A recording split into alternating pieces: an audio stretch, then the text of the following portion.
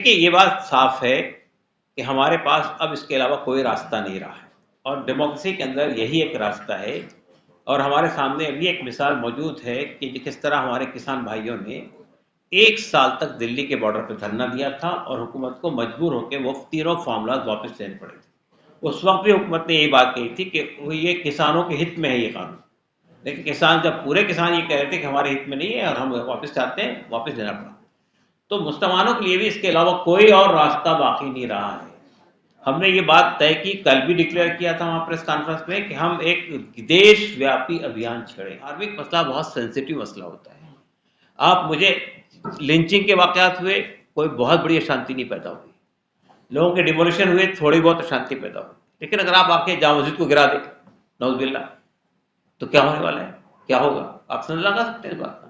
इसलिए मैं कह रहा हूं कि ये गवर्नमेंट की जिम्मेदारी है कि देश के अंदर अशांति न पैदा हो।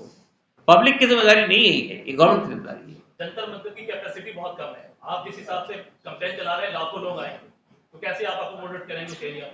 देखिए, असल में हमारी कोशिश ये है, मैंने आपको फिर भी ये बताया है कि ये जो धरना है जंतर मंतर का, हमारी कोशिश ये है कि वो लीडरशिप का धरना रहे और उसमें हमने मुसलमानों की ऑर्गेनाइजेशन की जितने जितने जिम्मेदार हैं हर सतह के उनको बुलाया है, सिविल सोसाइटी के लोगों को बुलाया है और आदिवासी, दलित, ओबीसी की संस्थाओं के जिम्मेदारों को बुलाया है, माइनॉरिटीज़ के लोगों को बुलाया है। तो हमारी कोशिश तो यही है। लेकिन देखिए, मसला ये है कि जो लिमिटेशंस हैं और जो देश के कानून के ज़वाबित हैं उसका पालन हम करेंगे। तो हम कोशिश करेंगे कि लोग उतने ही तादाद में आए जितनी तादाद उसकी कैपेसिटी। एक जी, क्या 17 को आपने टीडीपी और जेडीयू के एमपीज को भी दावत की है, बुलाया है, और क्या उनकी तरफ से कोई जवाब आया है? टीडीपी और जेडीयू को हमने दावत नहीं दी। आप लगातार ये चीज आधे घंटे में प्रेस कॉन्फ्रेंस में लगभग 10 बार मैंने सुना है कि अशांति फैल जाएगी, बिल्कुल बिल्कुल पता नहीं क्या हो जाएगा इस कानून के बन जाने से। तो क्या ये सरकार जो एक प्रकार से आप धमकी दे रहे हैं, क्या आप यदि ये कानून पास हो जाएगा उसके बाद में यदि ये चीजें होती हैं तो क्या आप उस शांति के लिए भी अपील करेंगे? सवाल ये पैदा होता है कि शांति का प्रयास किसको करना चाहिए? सेंट्रल गवर्नमेंट को करना चाहिए ना।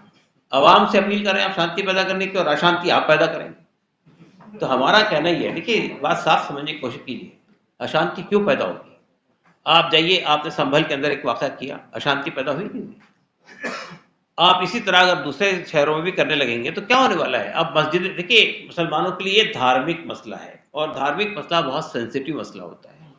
आप मुझे लिंचिंग के वाकयात हुए, कोई बहुत बड़ी अशांति नहीं पैदा हुई, लोगों के डिमोलिशन हुए, थोड़ी बहुत अशांति पैदा हुई। लेकिन अगर आप आके जामा मस्जिद को गिरा दे नौजुबिल्ला, तो क्या होने वाला है, क्या होगा, आप समझ लगा सकते हैं इस बात का। इसलिए मैं कह रहा हूं कि ये गवर्नमेंट की जिम्मेदारी है कि देश के अंदर अशांति न पैदा हो। पब्लिक की जिम्मेदारी नहीं है, ये गवर्नमेंट की जिम्मेदारी है। बहुत साफ है, वक्फ का इशू जो है वो हिंदू मुस्लिम इशू है ही नहीं सिरे से, वो तो मुसलमानों का मसला है। तो हमारी कोशिश ये है कि देखिए, मैंने बताया आपको, अभी मेरा बेंगलोर में, उससे पहले बॉम्बे में, उससे पहले दिल्ली में भारतीय बहुजन अलायंस, जो कि दलित, आदिवासी, ओबीसी की एपेक्स बॉडी है, उनके साथ 3 रिश्तों में हमारी बातें हुई। उसके बाद हमारी सिख पर्सनल लॉ बोर्ड के साथ गुफ्तगू हुई, हमारी अकाल तख्त के लोगों के साथ बात हुई है, हमारी जो है आरती बिशप से गुफ्तगू हुई है और सबने ये आशंका जताई है कि अगर ये वक्त में अमेंडमेंट आया तो अगला नंबर हमारा लग सकता है। लगे या ना लगे, हम आपके साथ हैं। तो वो लोग सब रहेंगे इसके अंदर।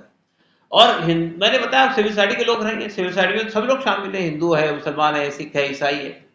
तो ये कहीं से भी हिंदू मुस्लिम इश्यू हमारे तरफ से बिल्कुल नहीं है, जानता हूं आपकी बात में, लेकिन इसमें हिंदू मुस्लिम नैरेटिव के लिए कोई गुंजाइश ही नहीं है। ये वक्त का मसला है, मुसलमानों से जुड़ा हुआ है। एक तो हमारे जो नायडू साहब हैं टीडीपी के, उनसे हमारा एक डेलीगेशन, जिसको लीडरशिप हमारे मौलाना कर रहे थे फजल रहीम इज़्ज़ती साहब, उसने जाके मुलाकात की, 1.5 घंटा या 2 घंटे बात हुई, सब तफसील से उनके सामने बात रखी, उन्होंने सुना और कहा ठीक है, हम इस पर गौर करें। इसके बाद हमारे इसके आपके पर्सनल लॉ बोर्ड के जो मेंबर हैं, अलग अलग संस्थाओं से जुड़े हुए हैं, उन्होंने भी जेडीयू के प्रेसिडेंट से मुलाकात की, नीतीश कुमार जी से और उनके सामने बात रखी। उन्होंने एक बात सुनी और कहा कि हम इस पर गौर करके अपनी राय बनाएंगे। आपके रामविलास पासवान की पार्टी चिराग पासवान से भी लोगों ने मुलाकात की। तो मैं ये कहता हूं कि हमारी कोशिश तो ये हुई है कि हमने तमाम अपोजिशन पार्टियों से मुलाकातें की और उसके साथ साथ बीजेपी के अलाइज से भी मुलाकात और अपना पक्ष उनके सामने रख लिया। एक तो रास्ता ये था। दूसरा रास्ता था कि हमने तहरीरी तौर पर दिया, उनको रिटर्न में दिया, और तीसरा हमने जो है प्रेस के जरिए से कम्युनिकेट किया अपनी बात। 17 को बुलाया। क्या एश्योरेंस मिला आपको? आपने बोला वो गौर करेंगे कि उनका स्टैंड क्या है, वो तो क्लियर होगा पार्लियामेंट में जब फिर टेबल किया जाएगा और वोटिंग होगी।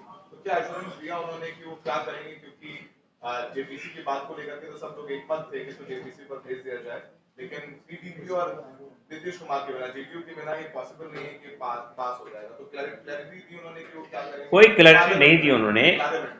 देखिए, क्लैरिटी नहीं दी उन्होंने, लेकिन बात ये कही है कि हम इस पर गौर करेंगे। और देखिए, हमारी इत्तला ये है कि टीडीपी ने के जो मेंबर थे जेपीसी के अंदर,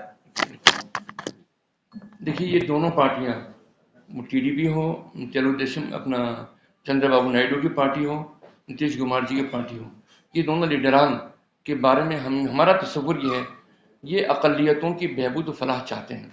अकलियतों के लिए काम भी किया है इन लोगों ने, और हम माइनॉरिटीज के सिलसिले में काम किया है उन्होंने, और मुसलमानों को उन पर एतमाद भी है।